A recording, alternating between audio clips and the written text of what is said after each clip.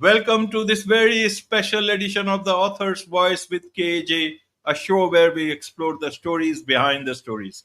Here we dive into the worlds created by authors, discover their inspirations, and ensure that you walk away enriched and inspired. And today we have with us Rod Collins. He's an author, a leading expert on self managed organization and transformational power of collective intelligence. And we'll talk about his latest book, Nobody is Smarter Than Everybody: Why Self Managed Teams Make Better Decisions and Deliver Extraordinary Results. Welcome to the show, Rod. Thank you very much, KAJ. Good to see you. KAJ, I guess. Yeah, both are correct. Welcome to the show once again. And now we this is the second time with us. Earlier it was for the KJ Masterclass. This is for the Author's Voice with KJ, and it's pleasure to have you uh, back on the show, Rod. So we'll talk about you, but first, before we come to the book itself, let's talk a bit about your journey, your background, so that people know who they are listening to. Your journey towards becoming an author. Okay, sure. Uh, my journey to becoming an author really was to answer a question, and that is why did an alternative management model that I used over the course of 10 years work so well? At the beginning of the 10 years, I was faced with the responsibility for turning around a business alliance of 39 separate companies that were delivering a seamless product to what is the largest privately underwritten health insurance account in the United States. And we had sustained 2 decades of low growth, low performance, and the charge was turn it around. And as I thought about what needed to be done, I realized we run this organization like it's a top down hierarchy and practice command and control management. Many of these organizations were coming back saying, "You're not the boss of me." And I thought, we're leading a network and we need to manage as if it's a network. But unfortunately, there's nothing in business schools and there's nothing in a lot of the professional development courses to teach leaders how to lead networks. Everything assumes that the organizations are top down hierarchies. And so over the course of the 10 years, we had come up with processes, procedures, mechanics, and we did learn how to lead a network. And it's very different than leading a hierarchy. But we learned by doing. And so in 2007, after 10 years of successfully doing this, we did turn the business around and we brought it to new heights. And in the process, over the 10 years, after about 3 or 4 years, I was promoted to be the chief executive of the business. That people were pleased with the turnaround. But in 2007, I left and I said, I want to spend a year understanding why this model worked. And that led to the first of 3 books that I've written, all of which have been on this topic. But the latest one really captures why this model works and why it's important for business leaders today. So that's how my journey as an author began. Absolutely. And as you can see on the screen, this is the book, Nobody is Smarter Than Everybody. It's a great title. Rod, how did you come to this particular title? What led to this particular title of the book?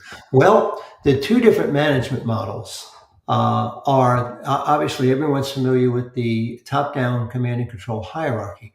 The alternative management model is the decentralized peer to peer network. And each of these two models have an organizing principle. The organizing principle for top down hierarchies is trust authority, whereas the organizing principle for peer to peer networks is nobody is smarter than everybody. And so you can see how this plays out in the different organizational models. When your organizing principle is trust authority, then we give power to the elite few. The elite few make the decisions. The assumption is they're the smartest people in the room. And by giving them decision making authority, they'll make the best decisions that could be made. And in a slow moving world, that model can work, which is why that model has been successful for over a century, beginning in the late 19th century in the business world and extending through the early 21st century. However, The world is moving much faster than any single individual can process it. So the alternative management model says no single person should be making any decisions. Decisions should be made by teams, and they should have mechanics and procedures for them to make timely decisions. By timely decisions, I mean literally within a matter of a day or two, if that's what's necessary. Uh, People need to understand that network management is not management by committee. These teams are entrusted to make decisions, there are time pressures, and they are accountable for the decisions they make. In the hierarchical setting, committees are places where decisions go to die, where people are trying to avoid making decisions and they don't have the mechanics to cull together the common ground. And that's a big difference between committees and the team based network management. In the team based network management, there is accountability of the members, there are time expectations, and they need to leverage and aggregate their collective intelligence in order to do decision making. And they wind up making better decisions because they uncover the blind spots that unfortunately are pariahs in top down hierarchical organizations. Because if the leader making decision has a blind spot and nobody can tell them about it, then they go forward. To give an analogy, I was recently, my wife and I took a cruise in Scandinavia this past summer, and we went to an exhibit where there's this giant boat that had been it had been pulled up after sinking for actually literally centuries after sinking. But the story about the boat was the king was very proud of it. It was built according to designs he bought into, and all the people came out to watch its inaugural sailing. And the vast majority of people knew the boat would sink, but nobody could tell the king that the boat was going to sink because they might get killed. And so this is, and so here's an example of what oftentimes analogously happens in top-down organizations is people know the strategy is going to sink, but they can't say anything for fear of their job. In a network, if somebody feels the strategy we're contemplating is going to cause the boat to sink, if you will, they have the ability to speak up without any fear of being terminated from the job. And people need to pay attention because in networks, all voices are honored. There is no censorship. And this is how you uncover blind spots. And that's one of the reasons that self-managed teams make better decisions. Absolutely. But do you think things are changing in organizations, Rod? Especially, we can say private organizations, even public sector organizations, means that's the way they have been formed, especially public sector organization. And whereas a lot of taxpayers' money goes, and in private organizations also, how do you see? Are they changing? Are they not? How have you dealt all these things in this particular book of yours? Okay, I think the landscape is changing, but companies are not necessarily changing themselves. And so, my hope in writing these books is to get the attention of traditional leaders to literally save their companies. Because the company that is sustainable, the company that is going to be built to last, if you will be the company that can radically move from product model to product model.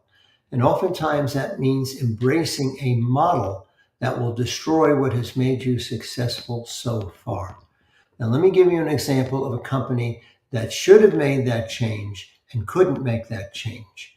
And that is a company here in the United States by the name of Blockbuster. Blockbuster, about 25 years ago, was the biggest name in at home video entertainment. People would go to their stores, buy tapes, videotapes, and then CDs, and they have been able to literally eat up everybody and take over the market. They were a $6 billion enterprise. One day, two entrepreneurs sat down and met with the CEO, and they told him that they wanted to sell their company to him for $50 million. They happened to be $15 million in debt.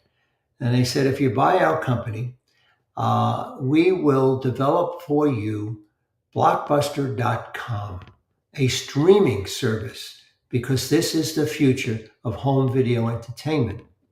The CEO laughed at them and said, the internet will never have any impact on home video viewing.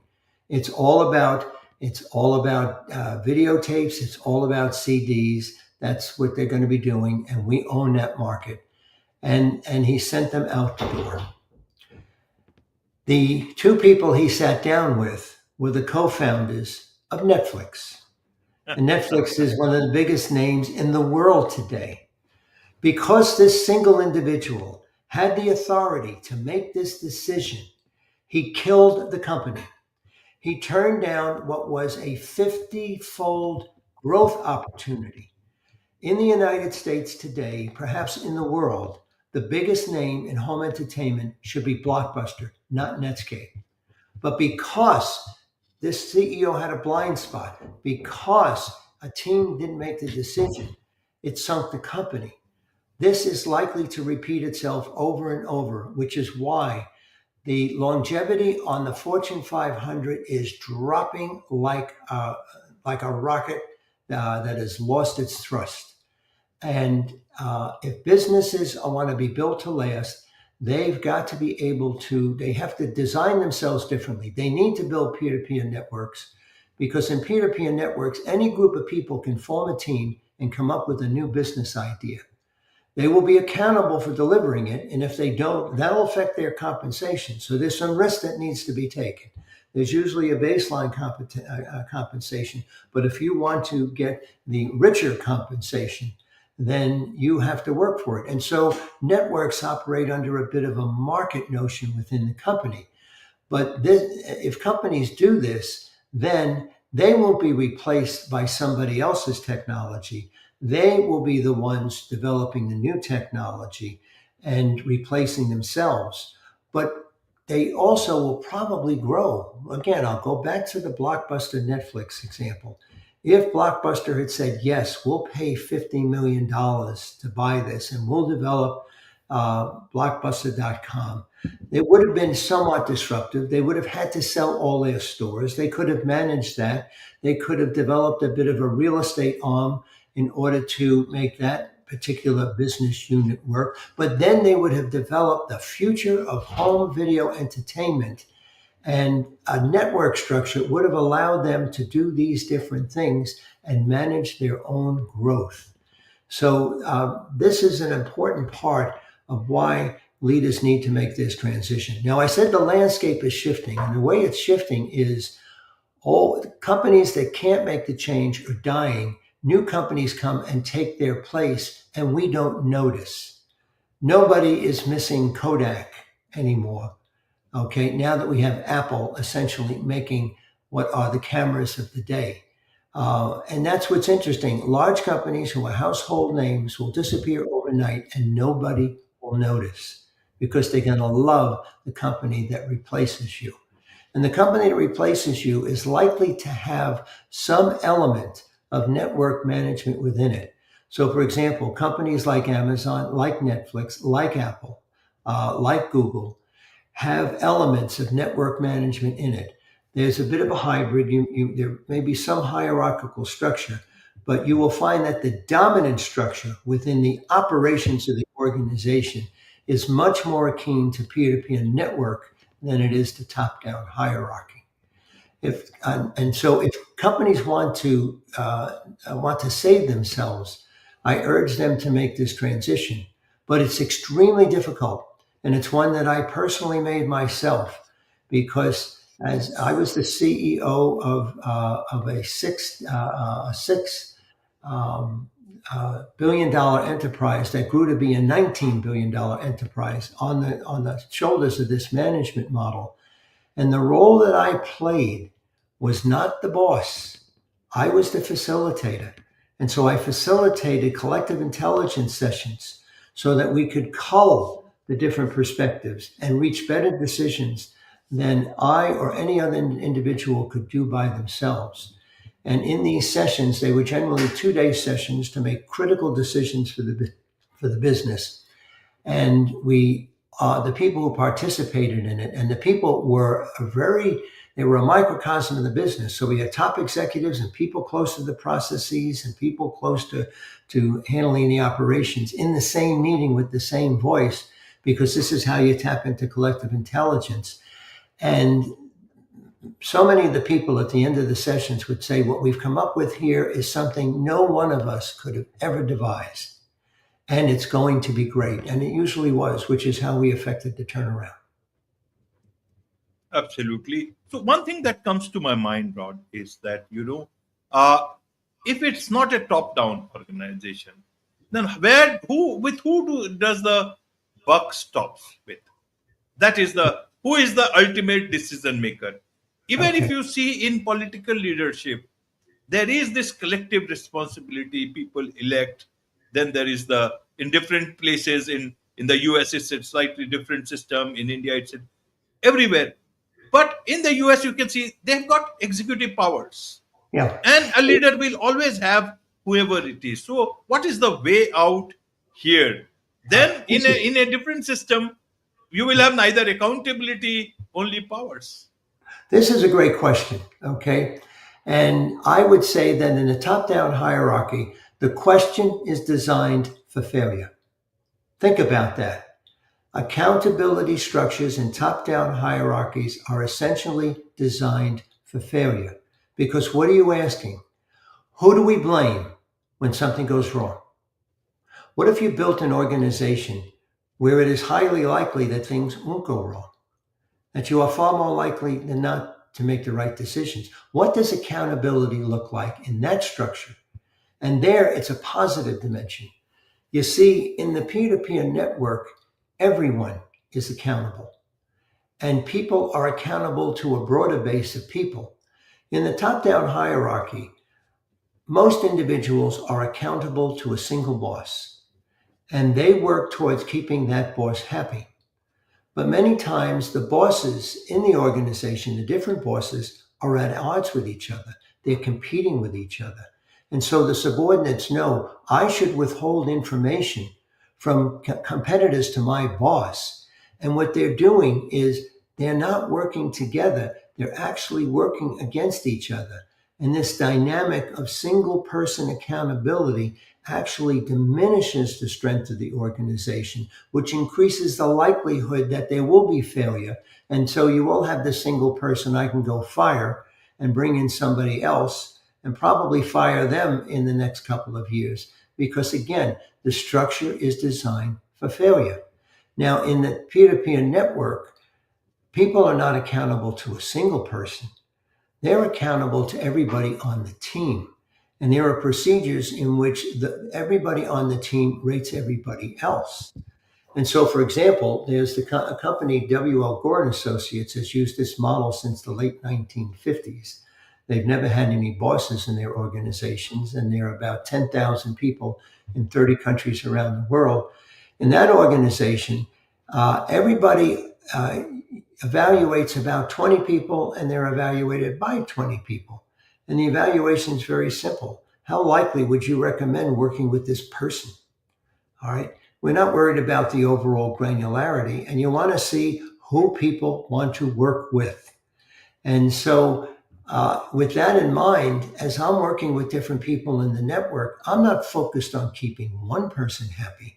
I'm focused on balancing the needs of a group of people. And the value you get out of that is if I'm focused on valuing the needs of different people and have to pay attention to them, I'm going to uncover blind spots. I'm going to have to reconcile the needs of person A with the needs of person B. And if they're contradictory, we're going to have to explore a way to find common ground. And in doing that, you're going to discover what you didn't know, which is what kills most efforts in top down hierarchical organizations, because they're horrible at uncovering what they didn't know. I'll go back to that example of the king in the boat. He didn't know what he didn't know. Everybody else knew it, but we couldn't get it uncovered. You don't want that going on in your organization. Okay. You don't want people focused, I must keep the king happy. And if I can't tell the king information that's going to make him unhappy, even if it's going to harm the business, because I can't jeopardize my salary. These are terrible dynamics which the top-down hierarchy drives. In the peer-to-peer network, the only way I'm going to succeed is if everybody succeeds. The only way I succeed is if the company succeeds. And those are directly correlated. And so while it appears counterintuitive, it is actually far more practical. Absolutely. So, who is this book for, Rod? Who is this book? Because there are so many great things in this book. The book is it's for three different audiences. The first one is I am writing it for leaders of top-down hierarchies. I think very few of them will make this transition, but for those who can, this is a roadmap on how to do it and what it looks like. And I focus on three companies, all of whom adopted the peer-to-peer network model at their birth, went from startups, and the three of them are all market leaders. There's two in the United States, there's one in Europe. I've written it for the leaders of startups. Startups all have the same organizational model, and it's the third of the three models. And that model is the dysfunctional family. Every startup is a dysfunctional family. And I don't say that pejoratively because the vast number of us were raised in somewhat of a dysfunctional family. And those dysfunctions contribute to our growth. The fact that we had these tussles with our parents have helped us to develop skills to work in the larger society when we go out there, because everybody doesn't like us. Everybody doesn't get along with us. Everybody doesn't agree with us. And so there's a certain amount of dysfunctionality in the world that actually contributes to growth. You don't want it to get out of hand. And most of us have had that experience. Well, when startups come together, that's what you've got. They tussle, they fight, they hate, they love. It's all there. It's just like the family. And that works till you get to maybe 35, 40 people. And then you have to start thinking about an organization. But when you hit about 150 people, you have to organize. And so a startup that becomes immensely successful, and this can happen fast, all of a sudden it has to organize. I'm begging them, design yourself as a self-managed peer-to-peer network, not as a top-down hierarchy. Because if you do that, you'll continue the trajectory of growth that you're already on. But if you build a top-down hierarchy, you will wake up one day and saying, I'm working 3 times as hard and getting half the results. Because you'll start spending time on handling the internal dynamics of the politics within the organization rather than the dynamics of the market. The thing about peer-to-peer networks is you really don't have the competitive political battles that exist inside hierarchies, because power is not about coercion, it's about synergy. And synergy means I have to collaborate, I've got to work together. If we're going to create the next generation, we all have to learn from each other. And this just leads to a form of mass collaboration. And now you've got the capacity to keep the entrepreneurial energy that was at your birth. This is why the 3 companies I focus on in the book, they were all startups, okay? And they all wind up becoming market leaders because they were able to keep that entrepreneurial spirit. The largest one is over 60 years old, and the other 2 are at least 3 decades old. So this is clearly a sustainable business model. And the third group that I'm focused on is just anybody who works in an organization. So you will have a sense of what kind of organization you want to work in. Because there's an old story told that back in World War II, at the end of it, the psychiatrist Sigmund Freud had escaped to Europe to escape the Nazis. And he had spent his entire career studying unhealthy behavior. And a PhD student went to London to visit Freud and said, I have a different question for you. You've spent your whole life, whole career focused on unhealthy people. My question for you is, what is the essence of the healthy personality? And he expected a long answer. And Freud's answer was 3 words: love and work. And I think it's the most profound statement of health I've ever heard. That is what life is about. Love and work. and you want to be happy in both. And you spend a lot of time in work. And work sometimes, if it's hazardous, can wind up killing love at home. You want these working together. And so I write it for everyone because if you work in a top-down hierarchy, you are not going to be disengaged. You're not going to be one of the two out of every three people in a hierarchy who doesn't feel engaged work. Because in a network, everyone has power, but it's synergistic power. It's not coercive power. It's the power to build together. And the experience of that is incredibly fulfilling. When we put this model in place in the business enterprise that I was in, our turnover rate dropped below 3%. People didn't, and people who left oftentimes were people who had to relocate because the spouse was taking another job somewhere else. And we had people who turned down higher offers from other companies because they really relished the work environment that they worked in.